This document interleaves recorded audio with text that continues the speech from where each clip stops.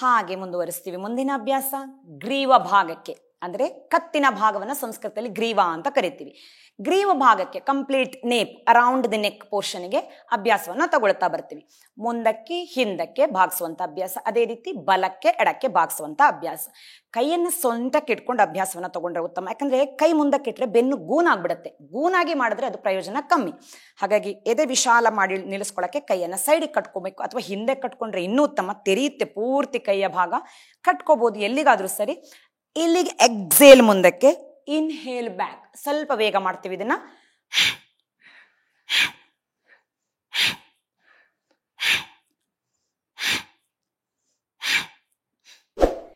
ಇದು ಸೆರ್ವಿಕಲ್ ಸ್ಪಾಂಡಿಲೈಟಿಸ್ ಅಲ್ಲಿರೋರು ಇಷ್ಟು ವೇಗದ ಅಭ್ಯಾಸವನ್ನ ತಗೋಬಾರ್ದು. ಅವು ಸೂಕ್ಷ್ಮ ವ್ಯಾಯಾಮದಲ್ಲಿ ಏನು ನಿಧಾನಕ್ಕೆ ನಾವು ಮಾಡಿದ್ವಿ ಆ ಅಭ್ಯಾಸವನ್ನ ಅಷ್ಟೇ ತಗೋಬೇಕು. ಕಾಲಕ್ರಮೇಣ ಅಭ್ಯಾಸ ಮಾಡಿ ಮಾಡಿ ಆಗಿದೆ, ಸುಮಾರು ಸಮಯದಿಂದ ಯೋಗಾಭ್ಯಾಸ ಮಾಡ್ತಾ ಇದ್ರಂದ್ರೆ ಮತ್ತೆ ಈ ಅಭ್ಯಾಸವನ್ನ ಸೇರಿಸ್ಕೋಬಹುದು. ಈಗ ಅದೇ ರೀತಿ ಬಲಕ್ಕೆ ಎಡಕ್ಕೆ ಮಾಡ್ತಾ ಬರ್ತೀವಿ. ಸೈಡಿಗೆ ಬಗ್ಸುವಾಗ ಎಕ್ಸೇಲ್, ಸೆಂಟ್ರಿಗೆ ಬರುವಾಗ ಇನ್ಹೇಲ್ ಆಗಿರುತ್ತೆ.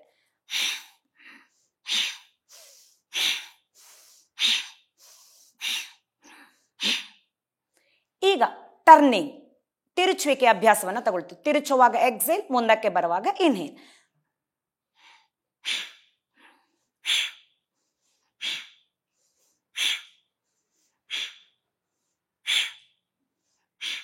ಇಲ್ಲಿ ಕಣ್ಣು ತೆರೆದು ಮಾಡಿದ್ರೆ ಉತ್ತಮ. ಯಾಕಂದ್ರೆ ಕಣ್ಣಿಗೂ ಕೂಡ ವ್ಯಾಯಾಮ ಸಿಗುತ್ತೆ, ಕಣ್ಣಿನ ನರಗಳಿಗೆ. ಹಿಂದೆ ಕಣ್ಣನ್ನ ಹಾಯಿಸ್ಬೇಕು ಪೂರ್ತಿ, ಮತ್ತೆ ಪುನಃ ಮುಂದಕ್ಕೆ ಇನ್ಹೇಲ್, ಪುನಃ ಕಣ್ಣನ್ನ ಎಡದಿಕ್ಕಿನಿಂದ ಹಿಂದಕ್ಕೆ ಹಾಯಿಸ್ತೀವಿ, ಮತ್ತೆ ಮುಂದಕ್ಕೆ. ಹೀಗೆ ಬಲ ಎಡ ಪ್ರತಿ ಬಾರಿ ಮಾಡ್ತಾ ಬರ್ತೀವಿ.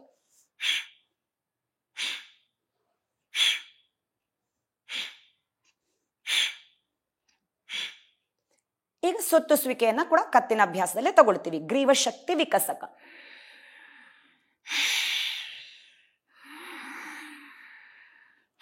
ವಿರುದ್ಧ,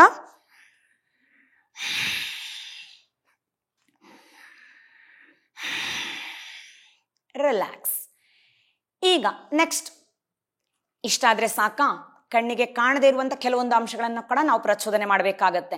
ಸೊ ವಾಕ್ ಶಕ್ತಿ, ಸ್ವರ ಸಾಧನೆ, ಸ್ವರದಲ್ಲಿ ಇಂಪ್ರೂವೈಸೇಷನ್ ಆಗ್ಬೇಕಾಗಿದೆ ನಮ್ಗೆ ಅಂತಂದ್ರೆ ಈ ಅಭ್ಯಾಸನು ವಾಕ್ ಶಕ್ತಿ ವಿಕಸಕ. ಇದು ಆಕ್ಚುಲಿ ಮ್ಯೂಸಿಕ್ ಹೇಳೋದಕ್ಕೆಲ್ಲ ಬಹಳ ಚೆನ್ನಾಗಿ ಅನ್ಸುತ್ತೆ ನಮ್ಗೆ. ಅಥವಾ ನಾವು ಏನನ್ನಾದ್ರೂ ಓದ್ತೀವಿ ಜೋರಾಗಿ, ಮಂತ್ರ ಪಠಣೆ ಎಲ್ಲ ಮಾಡ್ತೀವಿ ಅಂದ್ರೆ ಇದು ನಮ್ಗೆ ಯಾವ ಸಾಧನೆಗೆ ಇದು ಸಹಾಯಕ್ಕೆ ಬರುವಂತ ಅಭ್ಯಾಸ ಆಗಿರುತ್ತೆ. ವಾಕ್ ಶಕ್ತಿ ವಿಕಸಕವನ್ನ ಉಜ್ಜಾಯಿ ಪ್ರಾಣಾಯಾಮದ ರೀತಿಯಲ್ಲಿ ಅಭ್ಯಾಸವನ್ನ ತಗೊಳ್ತೀವಿ ನಾವಿಲ್ಲಿ. ಕೈಯಲ್ಲಿ ಯಾವ್ದಾದ್ರು ಮುದ್ರೆಯನ್ನು ಹಿಡ್ಕೊಂಡು ಕೂತ್ಕೋಬಹುದು. ಇಲ್ಲಿ ಚಿನ್ನನ್ನ ಲಾಕ್ ಮಾಡಬೇಕು, ಅಂದ್ರೆ ಜಾಲಾಂಧ್ರ ಬಂಧ ಆದ್ರೆ ಉತ್ತಮ. ಅದು ತುಂಬಾ ಹೋಲ್ಡ್ ಏನು ಮಾಡ್ಬೇಕಾದಿಲ್ಲ, ಮಕ್ಕಳಿಗೆ ಹೋಲ್ಡ್ ಮಾಡಿದ್ರೆ ಗೊತ್ತಾಗಲ್ಲ. ಜಸ್ಟ್ ಹೋಗೋದು, ಲಾಕ್ ಮಾಡೋದು, ಎತ್ತಿ ತರೋದು ಅಷ್ಟೇ. ಅದೇ ದೊಡ್ಡವ್ರು ಮಾಡ್ಬೇಕಾದ್ರೆ ಅದನ್ನ ಹೋಲ್ಡ್ ಮಾಡ್ಕೊಂಡು ನಿಲ್ಲಿಸಕ್ಕಾದಷ್ಟು ನಿಲ್ಲಿಸ್ಕೊಳ್ತೀವಿ. ಸೊ ಈಗ ಹೋಲ್ಡಿಂಗ್ ಅಭ್ಯಾಸ ಇರಲ್ಲ, ಜಸ್ಟ್ ವಾಕ್ ಶಕ್ತಿಗೋಸ್ಕರ, ಅಂದ್ರೆ ಸ್ವರ ಸಾಧನೆಗೆ. ವಾಕ್ ಮಾತು, ವಾಕ್ ಚಾತುರ್ಯ ಅಂತ ಹೇಳ್ತೀವಿ ನಾವು. ಸೊ ವಾಕ್ ಸಾಧನೆಗಿರುವಂತ ಅಭ್ಯಾಸ ಆಗಿರುತ್ತೆ. ಕೆಲವರಲ್ಲಿ ಸಣ್ಣ ಸ್ವರ ಬರ್ತಾ ಇರುತ್ತೆ, ಸ್ವರನೇ ಇರಲ್ಲ, ಧ್ವನಿ ಪೆಟ್ಟಿಗೆಯಲ್ಲಿ ಸಮಸ್ಯೆ ಇರುತ್ತೆ, ಅಂತವರಿಗೆ ಈ ಅಭ್ಯಾಸ ಒಳ್ಳೆಯದು. ಇದರ ಜೊತೆಗೆ ಮಂತ್ರೋಚ್ಚಾರಣೆಯನ್ನ ಮಾಡ್ತಾ ಹೋಗೋದು, ಓಂಕಾರ ಚಾಂಟ್ ಮಾಡೋದು, ಅಂತವೆಲ್ಲ ಕೂಡ ಸಹಾಯಕ್ಕೆ ಬರುತ್ತೆ ಅಭ್ಯಾಸ.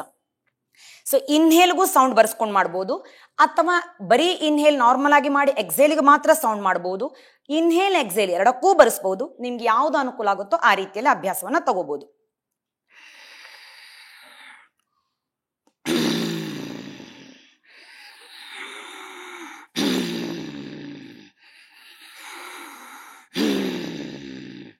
ಗರ್ಜಿಸಿದ ರೀತಿಯಲ್ಲಿ ಸ್ವರವನ್ನ ಹೊಡಿಸ್ತೀವಿ ನಾವು. ಇಲ್ಲಿ ರೋರಿಂಗ್ ಸೌಂಡ್ ಅಂತೀವಿ. ರೋರಿಂಗ್ ಸೌಂಡ್ ಆಗ್ಲಿಲ್ಲ ಅಂದ್ರೆ ಸ್ನೋರಿಂಗ್ ಸೌಂಡ್ ಆದ್ರೂ, ಅಟ್ಲೀಸ್ಟ್ ಗೊರಕೆ ಸೌಂಡ್ ಆದ್ರೂ ಮಾಡಕ್ಕೆ ಪ್ರಯತ್ನಿಸ್ಬೇಕು.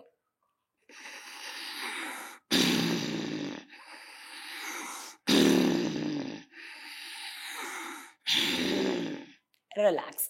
ಕಫದೋಷ ಇದ್ರೆ ಬಹಳ ಒಳ್ಳೇದು ನೋಡಿ. ಇದು ಕಫದ ಅಂಶ ಕಿತ್ತು ಬರೋದಕ್ಕೆ ಸಹಾಯಕ್ಕೆ ಬರುತ್ತೆ ಈ ಅಭ್ಯಾಸ. ಹಾಗೆ ಮುಂದುವರಿಸ್ತೀವಿ.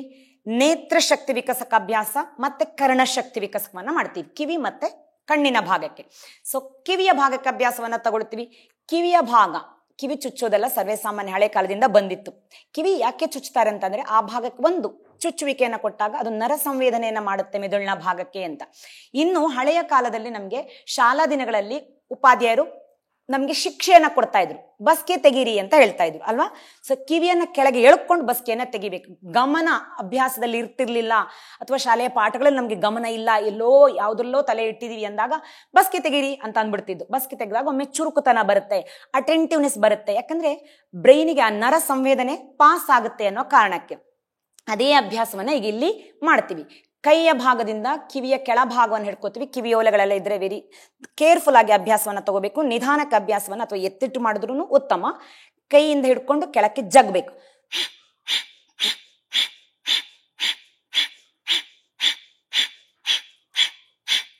ಅದೇ ತರ ಸೈಡ್ಗೆ.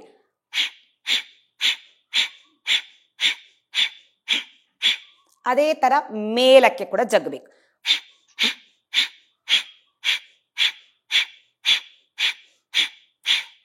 ರಿಲ್ಯಾಕ್ಸ್. ಒಮ್ಮೆ ಇಂದ್ರಿಯ ಚುರುಕುಗೊಳ್ಳುತ್ತೆ ಇದರಿಂದ. ಈಗ ಅದೇ ರೀತಿ ಅಭ್ಯಾಸ ನೇತ್ರ ಶಕ್ತಿ, ಕಣ್ಣಿನ ಶಕ್ತಿಯನ್ನ ವೃದ್ಧಿ ಮಾಡಕ್ಕೆ, ಏಕಾಗ್ರತೆಯನ್ನು ಕೂಡ ಇದು ಹೆಚ್ಚಿಸಕ್ಕೆ ಸಹಾಯಕ್ಕೆ ಬರುತ್ತೆ. ಕೈ ಸೊಂಟಕ್ಕೆ ಇಟ್ಕೊಂಡು ಮಾಡ್ಬೋದು ಅಥವಾ ಚಿನ್ಮುದ್ರೆ ಇಟ್ಕೊಂಡು ತೊಡೆ ಮೇಲೆ ಇಟ್ಕೊಂಡು ಅಭ್ಯಾಸವನ್ನ ಮಾಡ್ಬೋದು. ಇಲ್ಲಿ ಯಾವ್ದಾದ್ರು ಆಬ್ಜೆಕ್ಟ್ ಅನ್ನ ಕುತ್ಕೊಂಡು ನೋಡ್ಬೋದು. ಅಥವಾ ಇನ್ನೂ ಸುಲಭ ಅಂತಂದ್ರೆ ಇಲ್ಲಿ ನಾವು ಮೇಲಕ್ಕೆ ದೃಷ್ಟಿಯನ್ನು ಹಾಯಿಸ್ಬೇಕು. ನಮ್ಮ ಚಾವಣಿ ಭಾಗನೋ ಅಥವಾ ಏನ್ ಸಿಗುತ್ತೋ ಆ ಭಾಗಕ್ಕೆ ದೃಷ್ಟಿಯನ್ನು ಹಾಯಿಸ್ಬೇಕು. ಪೂರ್ತಿ ಅಲ್ಲೇನೆ ಎರಡು ಹುಬ್ಬುಗಳ ಮಧ್ಯದ ಭಾಗ ಏನಿದೆ, ಭ್ರುಕುಟಿ ಅಂತ ಏನ್ ಕರಿತೀವಿ, ಆ ಭಾಗವನ್ನ ಗೇಜ್ ಮಾಡ್ಬೇಕು. ಲೈಟ್ ಆಗಿ ಕತ್ತೆತ್ತಿ ನಿಲ್ಲಿಸ್ಕೊಂಡಿದೀವಿ.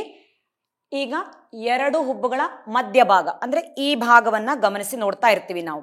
ಕತ್ತೆತ್ತಿ ಈ ಭಾಗವನ್ನ, ಹುಬ್ಬುಗಳ ಮಧ್ಯಭಾಗ ಅಂದ್ರೆ ಎರಡೂ ಕಣ್ಣ ಗೊಂಬೆಗಳು, ಐಬಾಲ್ಗಳು ಒಳಕ್ಕೆ ಬಂದು ನಿಂತಿರುತ್ತೆ. ಸೊ ಈ ಭಾಗವನ್ನ ಕಣ್ಣು ಮಿಟುಕಿಸದೆ ಮುಚ್ಚದೆ ಅಭ್ಯಾಸದುದ್ದಕ್ಕೂ ನೋಡ್ಬೇಕು. ಕನಿಷ್ಠ ಒಂದು 30 ಸೆಕೆಂಡ್, ಹೀಗೆ ದಿನೇ ದಿನ ಹೆಚ್ಚಿಸ್ಕೊಂಡು 60 ಸೆಕೆಂಡ್, ಹೀಗೆ ನಿಮಿಷಗಳ ಅಭ್ಯಾಸಕ್ಕೆ ಮತ್ತೆ ಬರಬೇಕು ನಿಧಾನಕ್ಕೆ. ಕಣ್ಣು ತುಂಬಿ ಬರುತ್ತೆ, ಕಣ್ಣಲ್ಲಿ ನೀರು ಬರುತ್ತೆ, ಏನೇ ಆದ್ರೂ ಅಸ್ತವ್ಯಸ್ತಗೊಳ್ಬಾರ್ದು. ಹಾಗೆ ಸ್ಥಿರತೆಯಿಂದ ಅಭ್ಯಾಸವನ್ನ ತಗೊಳ್ತಾ ಬರಬೇಕು.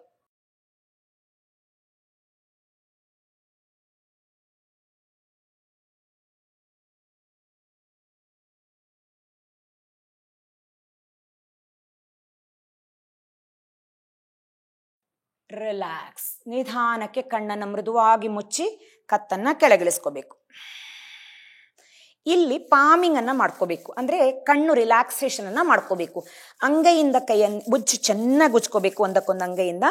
ಆ ಶಾಖ ಏನು ಉತ್ಪತ್ತಿ ಆಗುತ್ತೆ, ಬಿಸಿ ಏನು ಉತ್ಪತ್ತಿ ಆಗುತ್ತೆ, ಅದನ್ನ ಕಣ್ಣ ಮೇಲೆ ಗುಂಡಿ ಮಾಡ್ಕೊಂಡು ಇಡಬೇಕು. ಕಣ್ಣ ಗುಡ್ಡೆ ಮೇಲೆ ತುಂಬಾ ಒತ್ತಬಾರದು, ಕಣ್ಣ ಮೇಲೆ ಇಡ್ತಿದೀವಿ ಅಷ್ಟೇ, ಗುಂಡಿ ಮಾಡ್ಕೊಂಡು. ಇಲ್ಲಿ ಕಣ್ಣಿನ ಮೇಲೆ ಉಜ್ಜೋದು ತಿವಿಯೋದು ಮಾಡಿದ್ರೆ ಕಣ್ಣಿನಲ್ಲಿ ಎಳೆತ, ತಲೆನೋವು ಬರುವ ಸಾಧ್ಯತೆಗಳಿದೆ. ಹಾಗಾಗಿ ಇಷ್ಟೇ ಮಾಡಿ ಕಣ್ಣನ್ನ ಬ್ಲಿಂಕ್ ಮಾಡಿ ಮಿಡುಕಿಸ್ಕೊಂಡು ತೆರಿಬೇಕಾಗತ್ತೆ. ಹಾಗೆ ನಾಲಿಗೆಯ ಶಕ್ತಿ ವಿಕಸಕವನ್ನು ಕೂಡ ಮಾಡ್ಬೇಕಾಗತ್ತೆ. ಮಕ್ಳಿಗೆ ಬೇಕಾಗತ್ತೆ ಕಂಠಪಾಠ ಮಾಡೋದಕ್ಕೆ ಎಲ್ಲ. ಸೊ ನಾಲಿಗೆಯ ಶಕ್ತಿ ಅಂದ್ರೆ ಜಿಹ್ವ ಶಕ್ತಿ ಅಂತ ಕರಿತೀವಿ.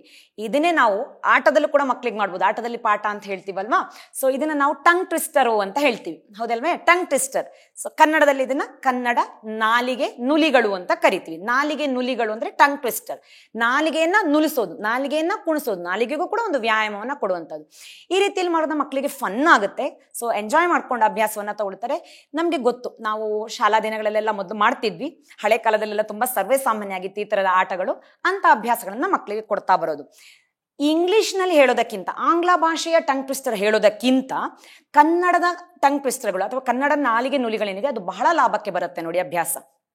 ಕೆಂಪು ಕುಂಕುಮ, ಕಪ್ಪು ಕುಂಕುಮ, ಈ ರೀತಿ ಎಲ್ಲ ನಾವು ಹೇಳ್ತಾ ಇದ್ವಿ. ಸೊ ಅದನ್ನೇ ರಿಪೀಟೆಡ್ಲಿ ಹೇಳ್ತಾ ಬರೋದು. ತರೀಕೆರೆ ಏರಿ ಮೇಲೆ 3 ಕರಿ ಕುರಿ ಮರಿ ಮೇಯುತ್ತಿತ್ತು, ತರೀಕೆರೆ ಏರಿ ಮೇಲೆ 3 ಕರಿ ಕುರಿ ಮರಿ ಮೇಯುತ್ತಿತ್ತು, ತರೀಕೆರೆ ಏರಿ ಮೇಲೆ 3 ಕರಿ ಕುರಿ ಮೇಯುತ್ತಿತ್ತು. ಈ ರೀತಿಯಲ್ಲಿ ಹೇಳ್ಬೋದು. ಕಪ್ಪು ಕುಂಕುಮ, ಕೆಂಪು ಕುಂಕುಮ, ಕಾಗೆ ಪುಕ್ಕ, ಗೂಬೆ ಕಪ್ಪ, ಈ ರೀತಿ ಎಷ್ಟು ಆಗುತ್ತೋ ಅಷ್ಟು ಮಕ್ಕಳಿಗೆ ಹೇಳ್ತಾ ಹೋಗೋದು. ಆಟನೂ ಆಗುತ್ತೆ. ಯಾರಾದ್ರೂ ಮಕ್ಕಳು ತುಂಬಾ ಅಂದ್ರೆ ಒಂದು 4 ಮಕ್ಕಳು ಸೇರಿದಾಗ, ಏನಾದ್ರೂ ಫಂಕ್ಷನ್ ಆದಾಗ ಈ ರೀತಿ ಅಭ್ಯಾಸವನ್ನ ಕೊಟ್ರೆ ಕೂಡ ಒಳ್ಳೇದಾಗಿರುತ್ತೆ. ಇನ್ನು ಈ ತರದ ಎಷ್ಟೋ ನಾಲಿಗೆ ನುಲಿಗಳನ್ನ ನಾವು ಅಭ್ಯಾಸ ಮಾಡ್ತಾ ಹೋಗುದು. ಅಂದ್ರೆ ಪುಟ್ಟ ಮಕ್ಕಳಾದ್ರೆ ಸ್ವಲ್ಪ ಕಷ್ಟದ ಹೇಳಕ್ಕೆ ಬರೋದಿಲ್ಲ ಅವರಿಗೆ. ಸೊ ಪುಟ್ಟದಾಗಿರುವಂತಹ ಸುಲಭವಾಗಿರುವ ನಾಲಿಗೆ ನುಲಿಗಳನ್ನ, ಫಾರ್ ಎಕ್ಸಾಂಪಲ್, ಉದಾಹರಣೆಗೆ ಈಗ ಮರಿ ಸಂಪಂಗಪ್ಪನ ಮಗ ಸಂಪಂಗಪ್ಪ, ಸಂಪಂಗಪ್ಪನ ಅಪ್ಪ ಮರಿ ಸಂಪಂಗಪ್ಪ, ಈ ರೀತಿಯಲ್ಲಿ ಹೇಳ್ತಾ ಹೋಗ್ಬೋದು. ಅಥವಾ ಇದನ್ನೇ ಬದಲಾಯಿಸ್ಕೊಂಡು ಹೋಗ್ಬೋದು. ಸಂಪಂಗಪ್ಪನ ಮಗ ಮರಿ ಸಂಪಂಗಪ್ಪ, ಮರಿ ಸಂಪಂಗಪ್ಪನ ಅಪ್ಪ ಸಂಪಂಗಪ್ಪ, ಈ ರೀತಿಯಲ್ಲಿ ಕೂಡ ಸುಲಭವಾಗಿರೋದನ್ನ ಮಕ್ಕಳಿಗೆ ಕೊಡ್ತಾ ಹೋಗ್ಬೋದು. ಈ ರೀತಿಯಲ್ಲಿ ಮಾಡ್ತಾ ಹೋಗೋದ್ರಿಂದ ನಾಲಿಗೆಗೆ ಚೆನ್ನಾಗಿ ವ್ಯಾಯಾಮ ಕೂಡ ಸಿಗ್ತಾ ಹೋಗುತ್ತೆ. ಸೊ ಎಲ್ಲ ಭಾಗಕ್ಕೆ ಅಂದ್ರೆ ಇಂದ್ರಿಯಗಳ ಸಮೇತವಾಗಿ ವ್ಯಾಯಾಮವನ್ನ ಹೇಗೆ ಮಾಡ್ಬೋದು ಅಂತ ಇವತ್ತಿನ ಸಂಚಿಕೆಯಲ್ಲಿ ನಾವು ನೋಡಿದ್ವಿ. ಅಭ್ಯಾಸ ತುಂಬಾ ಇಷ್ಟ ಆಗಿದೆ ಅಂತ ಅಂದ್ಕೊಳ್ತೀನಿ. ಹೀಗೆ ಮುಂದಿನ ಇನ್ನೂ ಹೆಚ್ಚಿನ ವಿಧವಾದ ಅಭ್ಯಾಸವನ್ನ ನೀವು ನೋಡೋದಕ್ಕೆ ನಿರಂತರವಾಗಿ ನೋಡ್ತಾ ಇವ್ರಿ ನಮ್ಮ ಚಾನಲ್ ಅನ್ನ. ಧನ್ಯವಾದಗಳು.